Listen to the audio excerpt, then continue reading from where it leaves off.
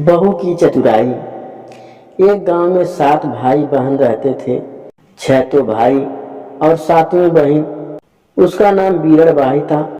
अब उसके माँ बाप तीर्थ जाने लगे तो माँ ने भौजाइयों को बुलाकर कहा, तुम मेरी लाडली बीरड़ भाई को सुख से रखना और कोई भी काम उससे मत करवाना। भौजाइयों ने कहने लगी, सासू जी हम तो आपके सामने जो कुछ कहना हो कह देती हैं, पर आपके जाने के बाद कुछ भी नहीं कहती। धन घड़ी धन भाग हमारे तो केवल एक ननद बाई है, 10-5 तो हैं ही नहीं, और फिर वह तो अपने भाइयों से भी अधिक प्यार से रही हैं। माँ बाप तीरथ चले गए। उधर सब भाई अपने अपने काम से बाहर जाते। एक दिन सब भाई इसी तरह बाहर गए हुए थे। भौजाइयों बोली, चलो हम सब मिलकर पीली मिट्टी खोद लाएं। ननद उत्साहित थी, बोली, हाँ भाभी चलो जल्दी ले आए। सबकी सब पीली मिट्टी लेने गई। भौजाइयां खोदती तो पीली मिट्टी निकलती और ननद खोदती तो मोती निकलते।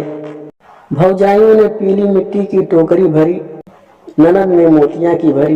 भौजाइयों ने देखा तो जल गई। रार ने न जाने क्या जादू जानती हैं, घर पर भी न जाने क्या टोना टोटका करेगी। फिर वे कहने लगी, बाई तुम यहीं खड़ी रहो, तुमसे यह टोकरी नहीं उठेगी। हम अपनी टोकरियां खाली कराएं, फिर तुम्हारी ले चलेंगी। बीरड़ बोली, नहीं भाभी मैं भी चलती हूँ, उठा लूंगी इसे तो। नहीं बाई तुमने इतना बोझ कभी नहीं उठाया, तुम्हें कुछ कहीं हो गया तो तुम्हारे भाई क्या कहेंगे। तुम थोड़ी देर यहाँ खड़ी रहो, हम अभी आती हूँ। ननद बेचारी खड़ी खड़ी भौजाइयों की बात जोहने लगी। भौजाइयां अब आती हैं, पर भाभियों के मन का कपट बेचारी किया जाने। बैठे बैठे सारा दिन बीत गया, पर वे नहीं आई। सांझ हो गई। इसी समय वहां से साधुओं की एक टोली निकली। बीरड़ बाई ने एक साधु से कहा, महाराज मेरी टोकरियां उठवा दो। साधु ने देखा कि लड़की अकेली है, कहा, बच्चा तू अकेली क्यों है। बीरड़ बाई ने संभाल कर सुनाया। मौका देखकर साधु उसे अपनी टोली में ले गया। बीरड़ बाई रोने लगी, पर वहां कौन सुनने वाला था। कई दिन हो गए, साधु ने उसे कहीं नहीं जाने दिया। धीरे धीरे वह उसे छोटे मोटे गांव में भिक्षा मांगने भेजने लगे।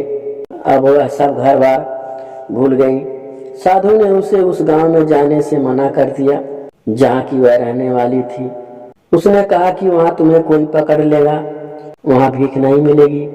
डर के मारे वह बेचारी उधर नहीं जाती थी। एक दिन साधु बीमार था।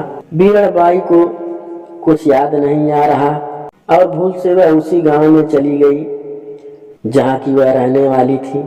उसकी एक भौजाई द्वार पर खड़ी थी। बीरड़ बाई जाकर गाने लगी, 7 भाई की एक बीरड़ बाई, मोती को खोदते खोदते जोगी पकड़े, माई माई भिक्षा दे।